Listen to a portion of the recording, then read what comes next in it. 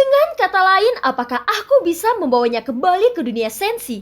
Tanya Xiaoyan. Untuk hal ini kamu bertanya pada orang yang salah, ucap Jie. Segera Xiaoyan pun tersenyum ketika dia mendengar kata-kata itu. Sepertinya pertanyaan ini harus ditanyakan kepada Zanlao. Zanlao adalah gumpalan warisan dari dunia sensi. Jadi dia pasti bisa memberikan jawaban yang tepat. Kekuatan Jiuying itu sangat kuat. Jika bisa dibawa kembali ke dunia sensi, itu akan menjadi bantuan yang sangat besar. Akan tetapi yang dikhawatirkan Xiaoyan adalah jika Jiuying bukan makhluk dari dunia sensi, pasti akan sulit untuk dibunuh jika dia memberontak. Bahkan hal yang membuat Xiaoyan bingung saat ini bukanlah apakah dirinya bisa membawa Jiuying kembali ke dunia sensi, tapi dia dibuat bingung dengan posisi Jiuying ini. Baiklah, malapetaka dewa ini sudah berakhir. Angkat kepalamu dan lihat ke depan. Berpikir terlalu banyak hanya akan menghambat kemajuanmu. Selain hebat dalam kekuatan, kamu juga harus cukup kuat di hatimu. Dunia sensi membutuhkan dirimu untuk mengubah masa depan, ucap Jie. Pada saat suara Jie bergema, itu memudar dalam kegelapan. Xiaoyan pun mengangguk berat, mengepalkan tinjunya dan menangkupkan tangannya.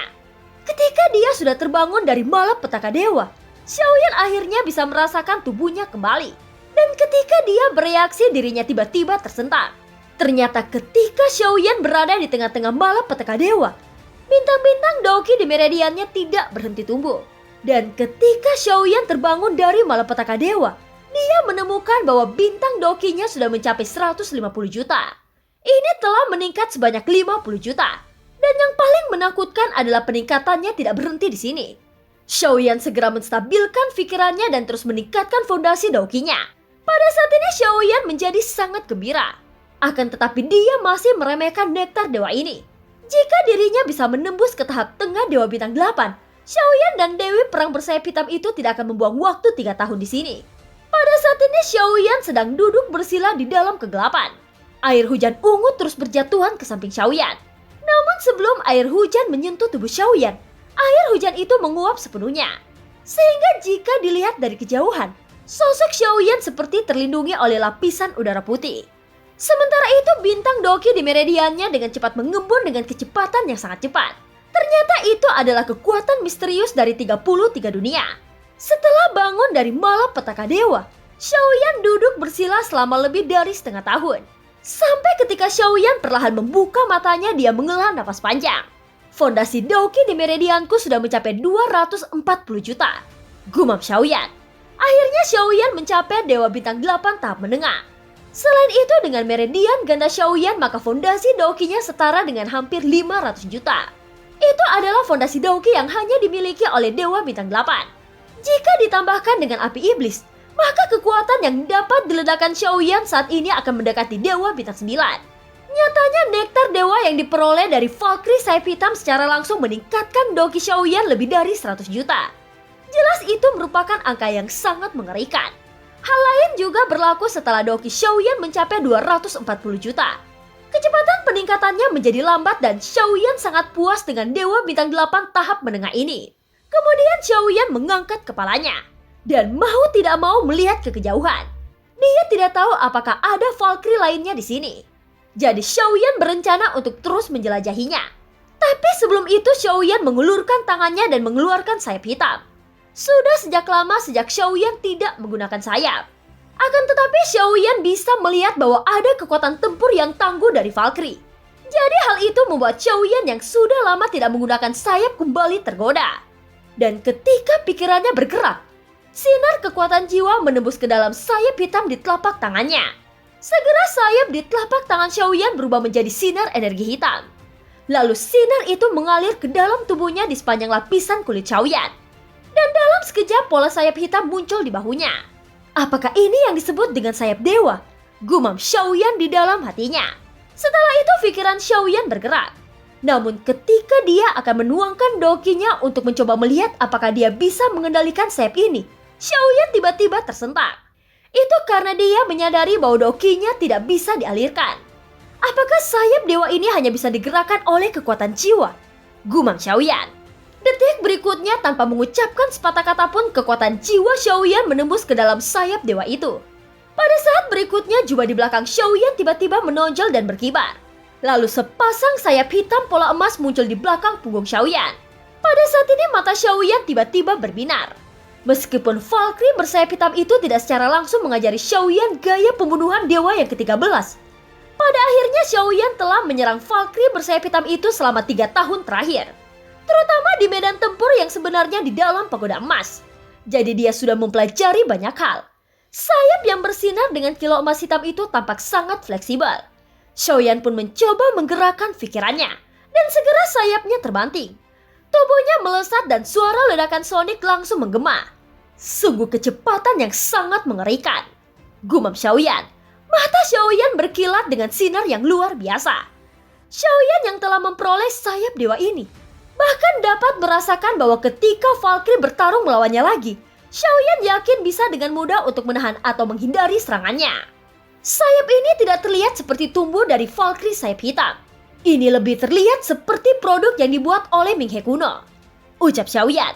Pada saat ini Xiaoyan melambaikan sayapnya dan memperhatikan setiap bulu di sayapnya yang berkedip. Xiaoyan cukup tahu tentang teknologi Ming He kuno. Dan Xiaoyan juga masih bisa melihat sekilas bahwa setiap bulu di atas sayapnya ini dibuat oleh Ming He kuno. Hal ini pun menunjukkan bahwa sayap dewa ini juga merupakan artefak ilahi yang mutlak. Selain kekuatan serangannya yang sangat mengerikan, sayap ini juga merupakan senjata pertahanan. Bisa dikatakan bahwa sayap ini dapat maju untuk menyerang dan mundur untuk bertahan secara bersamaan. Akan tetapi untuk mengendalikannya dengan sempurna, sayap ini membutuhkan dukungan jiwa yang kuat. Setelah beberapa saat, sayap di belakang punggung Xiaoyan perlahan menghilang. Dan muncul kembali di punggung Xiaoyan sebagai tato yang tampak indah. Meskipun sayap dewa ini sangat kuat, itu menghabiskan banyak kekuatan jiwaku, ucap Xiaoyan sambil tersenyum masam. Setelah melihat adegan ini, terbukti bahwa bahkan dengan hanya kekuatan jiwa tingkat domain Xiaoyan saja, dia tidak dapat menggunakan sayap dewa ini untuk bertarung dalam waktu yang lama. Tapi aku cukup beruntung, karena ada tubuh avatar pemakan jiwa. Jika aku menggunakan tubuh avatar pemakan jiwa untuk melakukan teknik penggabungan tubuh, kekuatan jiwa yang dihasilkan oleh puluhan juta jiwa seharusnya dapat dengan mudah mengendalikan sayap dewa ini, ucap Xiaoyan di dalam hatinya. Pada saat ini Xiaoyan cukup yakin bahwa hasil kali ini akan menimbulkan efek besar. Kekuatannya sudah meningkat, dan dia juga telah memperoleh sayap dewa yang kuat. Hal ini jelas membuat kekuatan tempur Xiaoyan naik ke tingkat yang baru lagi. Bagi Xiaoyan, sayap dewa yang dapat langsung digunakan dalam pertempuran tanpa banyak pelatihan adalah sesuatu yang sangat berguna. Dan sayap dewa ini sudah memberikan Xiaoyan contoh yang benar-benar sempurna. Di ruang yang sangat gelap ini, Xiaoyan tahu bahwa pasti ada kehadiran yang lebih kuat di depannya. Karena aku telah memilih untuk datang ke sini, aku seharusnya tidak memiliki keraguan, gumam Xiaoyan. Setelah bergumam, Xiaoyan tiba-tiba bergerak dan terus melesat ke depan. Kemajuan Xiaoyan yang berkelanjutan ini tampaknya telah melampaui harapan para sosok yang memperhatikannya. Di sisi lain, sosok yang berada di puncak gunung sudah mengubur Valkyrie bersayap hitam ke puncak. Dan matanya melihat ke utara dengan tatapan aneh di matanya. Orang ini sudah mengalahkan Valkyrie bersayap hitam dalam 3 tahun. Di masa lalu tak satu pun orang yang bisa melakukannya, ucap sosok itu sambil menghela nafas. Hah? Tapi dia lebih serakah dari yang aku bayangkan. Valkyrie bersayap hitam adalah yang paling penyayang dan berhati lembut di antara yang lainnya. Dan Valkyrie bersayap ungu itu bukanlah sosok yang baik, ucap sosok penggali kuburan itu sambil menggelengkan kepalanya. Sementara itu di wilayah timur dari 33 dunia, sosok pria tua itu memiliki wajah yang tampak kusam. Dia berdiri di samping tirai tipis. Dan masih sulit percaya bahwa Xiaoyan benar-benar bisa mengalahkan Valkyrie bersayap hitam hanya dalam kurung waktu 3 tahun. Namun tidak hanya itu, Xiaoyan juga tidak berhenti menggerakkan langkahnya. Dan dia terus melesat ke kedalaman wilayah utara. Reinkarnasi Zhu-Shang memang memiliki banyak kekuatan yang menarik. Tetapi jangan berpikir bahwa jika kamu dapat mengalahkan Valkyrie bersayap hitam, kamu dapat melawan Valkyrie bersayap ungu. Sifat di antara keduanya benar-benar berbeda. Valkyrie bersayap ungu itu pernah menghancurkan 10.000 orang hanya dengan kekuatannya sendiri. Dia memiliki keahlian serangan yang dapat menghancurkan dunia. Jadi tidak mungkin bagi bocah itu untuk mengalahkannya. Itu sama sekali tidak mungkin, ucap lelaki tua itu berkata dengan tegas. Dan dia mengalihkan pandangannya pada Luo Tian. Dalam waktu 10 tahun, Valkyrie bersayap ungu itu juga akan dipenggal olehnya. Ucap Luotian. Jangan bicara omong kosong. Valkyrie bersayap ungu tidak akan memberinya begitu banyak kesempatan. Jika dia tidak bisa mengalahkannya, dia tidak akan bisa menyelamatkan nyawanya terlebih dahulu. Valkyrie bersayap ungu tidak mungkin memberinya begitu banyak kesempatan untuk belajar seperti Valkyrie bersayap hitam. Ucap orang tua itu yang masih yakin dengan kata-katanya. Apa yang kamu katakan memang benar, tetapi apa yang aku katakan juga benar. Kamu mengatakan bahwa Valkyrie bersayap ungu pernah mengalahkan 10.000 orang. Tetapi kamu juga harus tahu bahwa Zhu Shang pernah menyelamatkan seluruh dunia hanya dengan kekuatannya sendiri. Ucap Luotian. Dapat dilihat bahwa Luotian sangat memuja Zhu Shang, sehingga banyak perbuatan Zhu Shang yang tertanam di dalam hatinya. Lelaki tua itu lalu berkata, reinkarnasi adalah reinkarnasi, dan Zhu Shang adalah Zhu Shang. Keduanya tidak dapat dibandingkan. Ucap lelaki tua itu tidak mau kalah. Akhirnya kecemburuan pun tumbuh. Dan lelaki tua itu tidak mengetahui apakah Luotian sengaja membuatnya marah atau apakah dia penuh kepercayaan kepada Xiaoyan. Keduanya terus berdebat. Dan nada tegas Luotian sepertinya terus membuat wajah lelaki tua itu memerah karena meredam emosi. Xin kembali kepada Xiaoyan.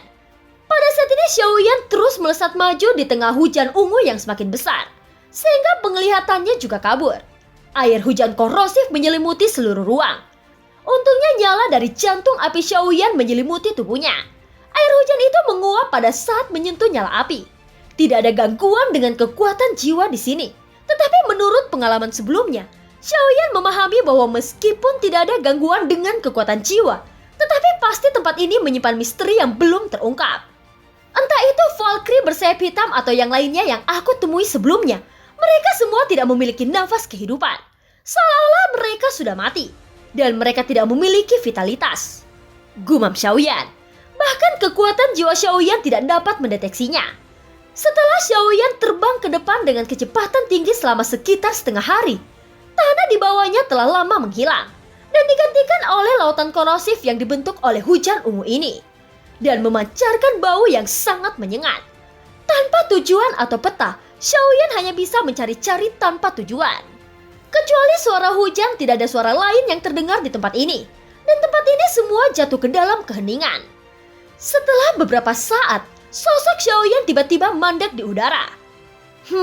Hanya ada keheningan dan kesunyian yang tersisa di tempat ini. Seharusnya tidak ada yang tersisa di sini. Ucap Xiaoyan bergumam sedikit dengan alisnya menatap hujan ungu di langit yang sepertinya tidak pernah berhenti. Dan dia menghela nafas panjang. Entah itu dunia hukuman dewa yang luas atau 33 dunia yang terlihat hari ini. Tidak tahu seberapa makmurnya dunia ini di masa lalu. Namun seiring berjalannya waktu, itu telah menjadi tanah kehancuran. Dunia tanpa vitalitas seperti makam yang terkubur oleh waktu. Sisa-sisa terakhir tampaknya adalah untuk memperingati masa lalu para dewa itu. Sementara itu waktu yang akan menghapus semua jejak ini sampai semua orang melupakan tentang 33 dunia. Dan itu akan hilang selamanya. Dunia ini tidak bisa bertahan selamanya. Tidak ada kata keabadian yang kekal. Gumam Xiaoyan. Merasakan kebenaran dan matanya menatap sekitarnya dengan sedih. Sementara Xiaoyan memikirkannya, air laut ungu di bawahnya tiba-tiba mulai bergerak gelisah. Dan pusaran air besar juga terbentuk. Di dalam pusaran air, ketika melihat pusaran air ini, pupil mata Xiaoyan tiba-tiba menyusut. Dan dalam sekejap dia mengeluarkan penguasa Suan dari belakangnya dan melambaikannya secara tiba-tiba. Bom! Penguasa Suan Xiaoyan melesat dalam sekejap menuju raungan mendesis dari pusaran air. Dan segera dibombardir dengan penguasa Suan Xiaoyan. Suara tabrakan emas dan besi bergema, dan percikan api memercik kemana-mana. Seketika penguasa Suan mandek, dan kekuatan yang kuat membuat Xiaoyan harus memblokirnya dengan kedua tangannya. Tubuh Xiaoyan yang pulih ke belakang juga dikejutkan oleh ratusan kaki sebelum dia bisa stabil. Sesaat berikutnya, dari pusaran laut ungu sesosok keluar darinya. Dan telapak tangannya yang ramping condong ke depan dan meraih senjata panjang yang memukul Xiaoyan hingga terpental ke belakang. Tepat di belakangnya, sesosok berdiri dengan sepasang sayap ungu dan menarik perhatian Xiaoyan. Sayap ungu, mata Xiaoyan sedikit menyipit, memancarkan perasaan yang sangat tajam di tubuhnya. Meskipun kekuatannya telah meningkat, momentum yang dipancarkan Valkyrie di depannya masih membuat jantungnya berdetak dengan sangat cepat. Rasa krisis yang kuat ini beberapa kali lebih kuat dari Valkyrie bersayap hitam. Selain itu, Xiaoyan merasakan tekanan aura pembunuh yang tidak dimiliki Valkyrie bersayap hitam pada Valkyrie bersayap ungu ini. Ancaman kematian segera menyelimuti Xiaoyan, dan Xiaoyan sedikit mengerinyit. Dan film pun berakhir.